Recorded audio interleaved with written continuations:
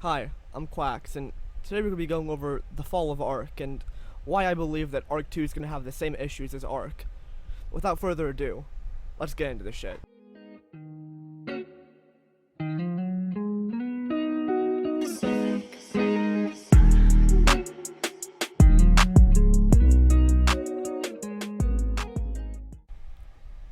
For those who aren't aware, Ark used to be a dinosaur game. I say used to be because now they've added additions such as robots, aliens, space, and a bunch of other hoopla. And I'm making this video because Ark used to be good. Not perfect by any means, but it used to be good. And slowly but surely the developers wildcard have squeezed the life out of it. And now that Ark sits there lying dead, bleeding out, they've decided to start all over and make a new project, Ark 2, which is completely unnecessary in my opinion. I mean, Ark official PvP is basically unplayable. Your options are to join a mega tribe or build up for about a week until all your work is wiped off the face of the planet. It's honestly ridiculous, and Ark has taken no steps into making it easier for new players to start. In fact, they've been doing quite the opposite. The newest official map made by Wildcard, Genesis 2, has very few good base spots on it, making it really easy for the bigger tribes that already have all the resources they could possibly need to set up on there, but leaving the little guys with no good base spots or hiding places without cheating. That's what it's come down to, that the little guys in Ark have been forced to cheat. You have to mesh. You have to find a spot in the wall. You have to find a sneaky little rat hole. All these bugs that Wildcard still doesn't fix. Gen 2 is an absolutely necessary map to have, to play on. It is overpowered. There's tech, there's element, an abundance of everything. You spawn in with a tech suit. And that's another issue. Games nowadays need to have a bang. Every update there needs to be something better than the last, which leads to the game becoming extremely unbalanced. It happened with Ark, it happened with Rainbow Six Siege, it happened with all of these games. Because if you don't have something new, something exciting, something bigger than the last, you end up like Call of Duty, which every new game is just the same as the last. There's nothing new and exciting.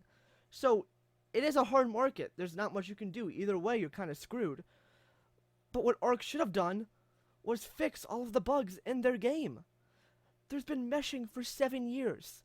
The biggest struggle in Ark PvP, the only way a mega tribe can be raided, is by meshing. Every mega tribe has meshers, every mega tribe has dupers, every mega tribe has aimbotters, and it's rampant and it's disgusting. It's made the game completely unplayable. All of the good, cool base spots are now unusable because they can be mesh bitten through or easily meshed. The underwater caves on island that used to be a really cool spot to build are now unusable. You could be mesh bitten by Tusos, you could just get meshed through extremely easy. So I don't build there anymore, and it's taken a part out of the game. Now, don't get me wrong, I like the game. As of recording this, I'm on Ark raising babies. The issue is, although I like it, it's really hard to. I've been forced to play on PvE purely because I don't have the time or the mental capacity to continue playing PvP. It takes a lot out of you. It's a full-time job. Now, let's get into the meat and potatoes of this. Ark 2. Ark 2, from the trailers and the Steam page and what I know about the game, isn't looking too great.